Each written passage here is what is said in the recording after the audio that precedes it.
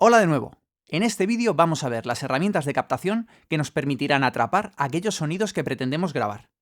Comenzamos.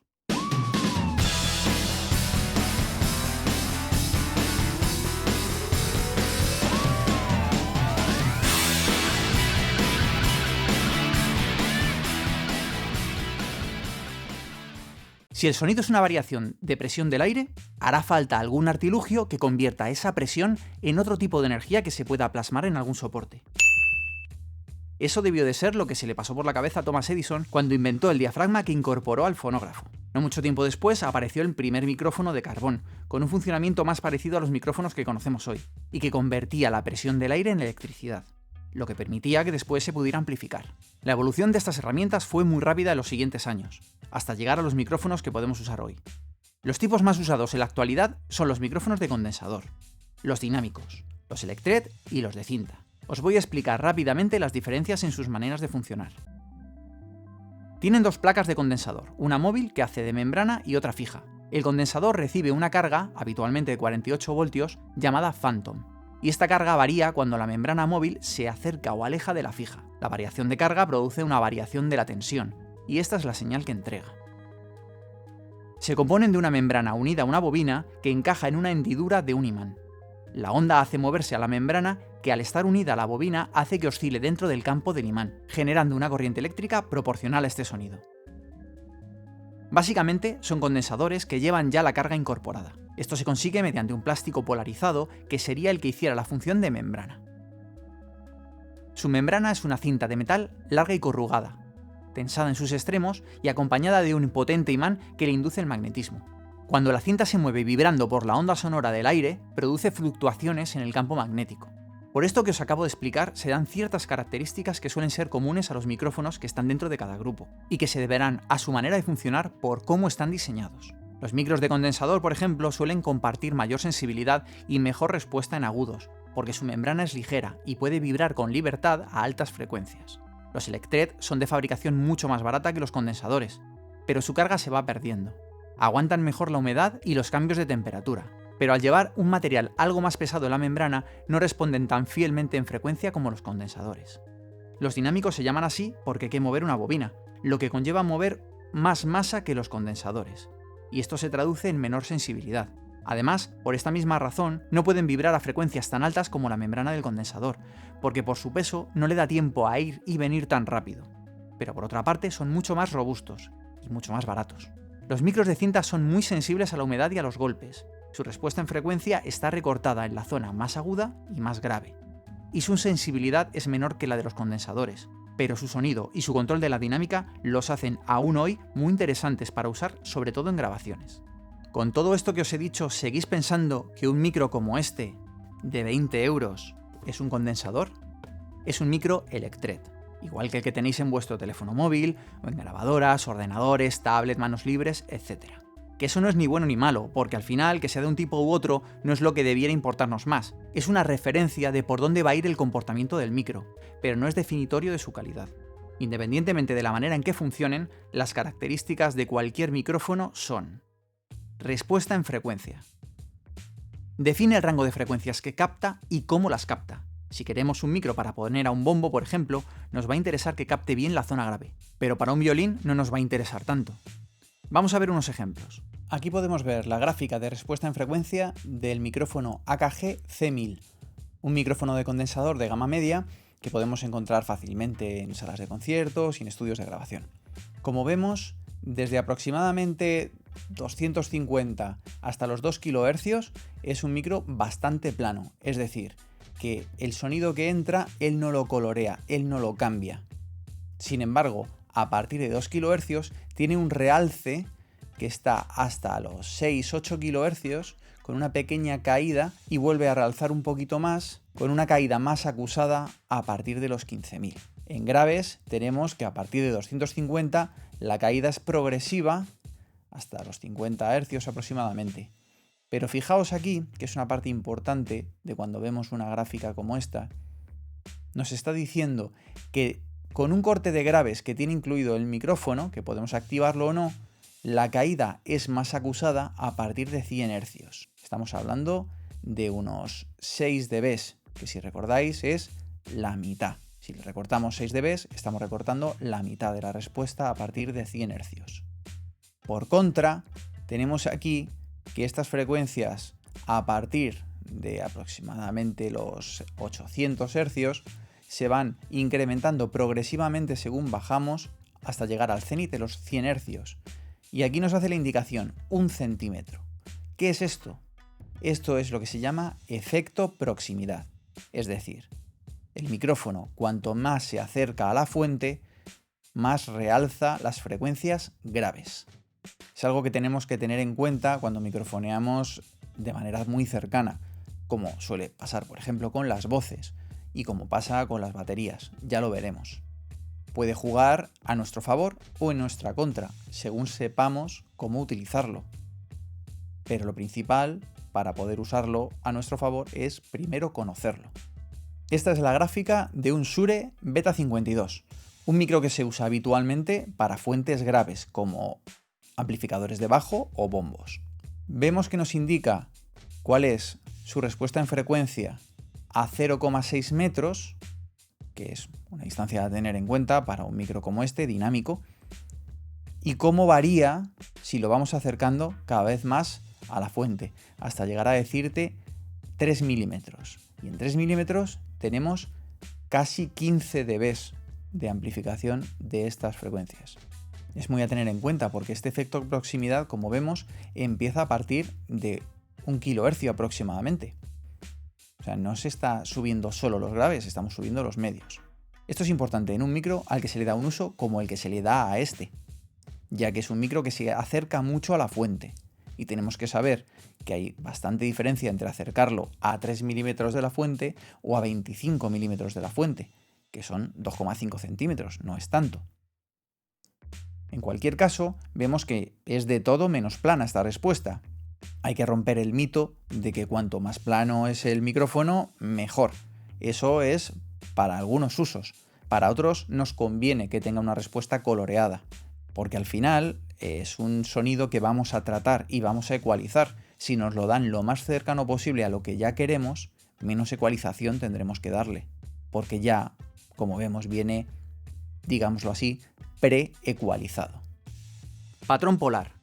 Es el que nos indica la capacidad de captar el sonido del micrófono en su relación con el eje transversal. Vamos, que si capta más por delante o por atrás o por los lados. Normalmente no es igual para todo el espectro de frecuencias y se nos indica con este tipo de gráficas. En este cuadrante podemos ver los patrones polares, que son las gráficas que nos indican la direccionalidad de captación que tienen los micrófonos. Vamos a empezar por el primero, el omnidireccional. Es un micrófono que capta de la misma manera en cualquier dirección que le venga el sonido. Tened en cuenta que estamos viendo un círculo, pero hay que pensar como si fuera una esfera. Es decir, que no es solo adelante, atrás y a los lados, también tenemos que pensar en arriba y abajo. Es un tipo de patrón polar que puede ser interesante en micros de corbata, por ejemplo, en los que la posición a lo mejor no puede estar perfectamente apuntando hacia el sitio más adecuado y que capten en todas las direcciones nos viene bien.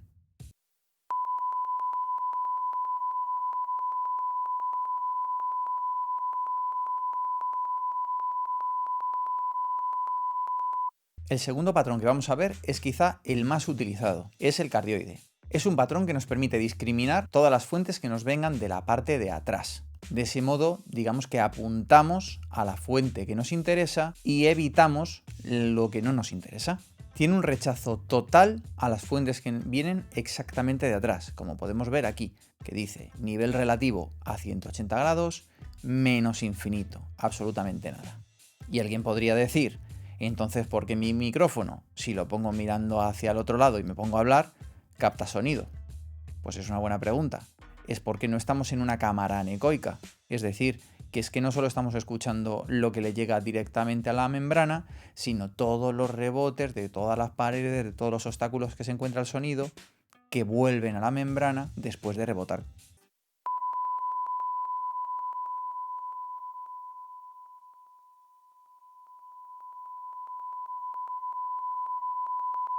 Aquí hay dos patrones, supercardioide e hipercardioide, que sinceramente yo lo que me he encontrado siempre ha sido que en el mundo del sonido nosotros decimos hipercardioide refiriéndonos más a este, y esta figura ya casi se podría asemejar con un bidireccional que vamos a ver después.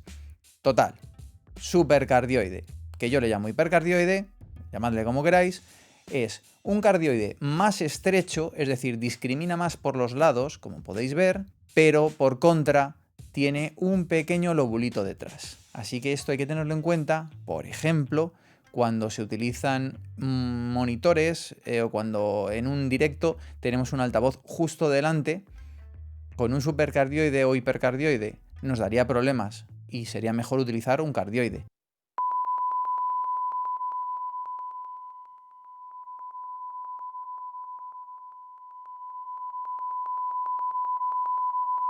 Por último tendríamos el bidireccional, que también se llama figura 8, por lo que ya os podéis imaginar.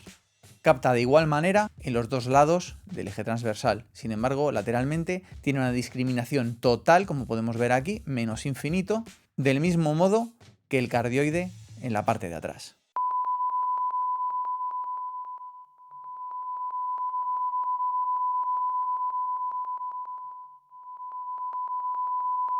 Sensibilidad. Es la capacidad del micrófono de captar sonidos débiles. Se mide en 1 voltio partido microbares de presión, o en dBV, siendo la referencia 1 voltio a 94 dB de SPL, o lo que sería lo mismo. ¿Cuánto voltaje entregan captando un sonido de 94 dB SPL? Entendiendo que 0 dBV es 1 voltio. No os comáis mucho la cabeza con esto, solo quería que lo tuvierais aquí, para que lo supierais, solo para eso. Máximo SPL. Es la presión del sonido máxima que puede soportar el micrófono sin distorsionar. Si se supera este valor, no solo puede entregar una señal rota o distorsionada, sino que puede llegar a rajar literalmente el diafragma, dejando el micro inutilizable. Otros parámetros a tener en cuenta serían la SNR o relación señal-ruido, el THD o la distorsión armónica total, la impedancia. Al final, lo que realmente importa es cómo suena, pero saber todo esto os puede ayudar a elegir mejor según el uso que le queráis dar a vuestro micrófono. Pero no todos son micrófonos, y es que, aunque el sonido propiamente dicho es una fluctuación de presión del aire, como nuestra manera de trabajar con él es convertirlo a corriente eléctrica, tenemos instrumentos que directamente producen una señal eléctrica, como los sintetizadores, los instrumentos eléctricos, bajos, guitarras, etc. Piezoeléctrico. Podría considerarse un micrófono, pero muy rudimentario y de una calidad pobre. Su funcionamiento se basa en la propiedad de determinados materiales como los cristales de cuarzo, por ejemplo, de producir una pequeña carga eléctrica cuando se les somete a presión. También se produce el efecto inverso, y es que producen un sonido cuando se les somete a pequeñas cargas eléctricas. Y es que todo el mundo alguna vez ha escuchado el sonido de un piezoeléctrico.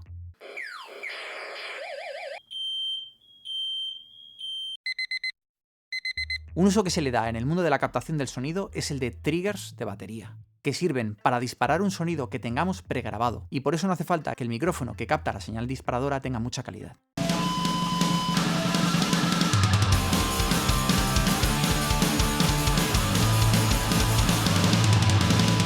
Pickup, o como se les suele llamar en castellano, pastillas. Son de funcionamiento electromagnético, imanes rodeados de un bobinado de cobre que producen una corriente eléctrica cuando las cuerdas se mueven dentro de su campo magnético. DEIs o caja de inyección. Son cacharrillos encargados de balancear señales no balanceadas y de ajustar la impedancia de un instrumento, como una guitarra eléctrica o un bajo, por ejemplo, para poder conectarlo directamente a una mesa de mezclas, a través de su entrada de micrófono o de línea. ¿Qué es eso de balancear? Me alegra que me hagáis esa pregunta.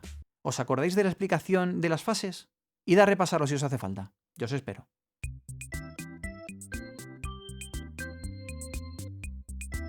¿Ya? Sigo. Pues resulta que una señal eléctrica puede ser víctima de ruiditos inducidos por otras señales, por ejemplo, electromagnetismo, transformadores de corriente, etc. Por ello los cables tienen una malla de cobre que sirve para hacer de escudo ante esto, pero no siempre es suficiente. A alguien se le ocurrió que llevando de manera paralela 2 veces la misma señal, pero invertida de fase una respecto a la otra, si se induce algún ruido en el camino, cuando llegara la señal al previo, solo habría que volver a invertir la fase y voilà, los ruidos se cancelan y la señal original se refuerza. ¡Ole! ¡Ole para quien inventó la señal balanceada! ¡Ole! Es el mismo principio de las pastillas Humbucker. 2 pastillas simples invertidas de fase entre sí, que se suman a la salida volviendo a invertir la fase para eliminar los ruidos y aumentar la amplitud de la señal. Los compañeros inseparables de las herramientas de captación son aquellos que llevan esa apreciada señal al siguiente paso. Y estos son los cables. ¡Cable Guy! con sus necesarios conectores. En audio hay varios tipos de cables, pero vamos a hacer un resumen para hablar de los que con más probabilidad vais a usar en un home studio. El cable más sencillo que nos podemos encontrar en el transporte de señal de audio es el cable paralelo, que consiste en dos hilos que llevan la señal positiva y negativa respectivamente.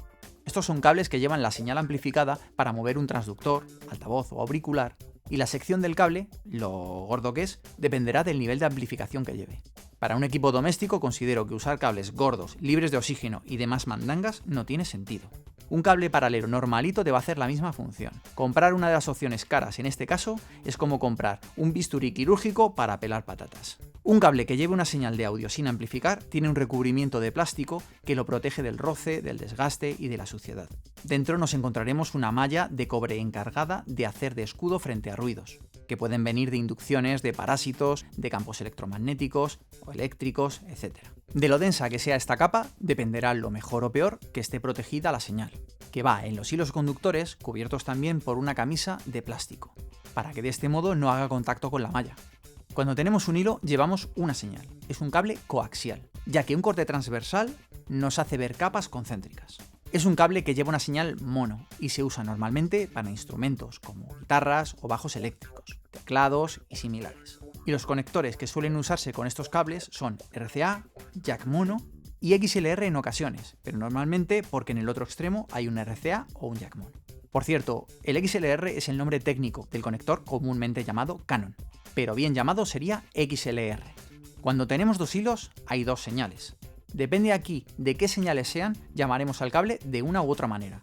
Y es que si son dos señales mono, es como tener dos cables coaxiales unidos en uno solo. Sería un cable estéreo. Llevaría dos señales diferentes y viajan juntas, pero son dos señales diferentes. En una señal estéreo, una es la izquierda y otra es la derecha. Ahora, si un hilo lleva la señal de fase positiva y otro la fase negativa de una señal balanceada, de la que hemos hablado hace un momento, el cable es balanceado. ¿Pero cómo sé si un cable es estéreo balanceado? Pues por el uso que le des, porque el cable es el mismo, así de sencillo.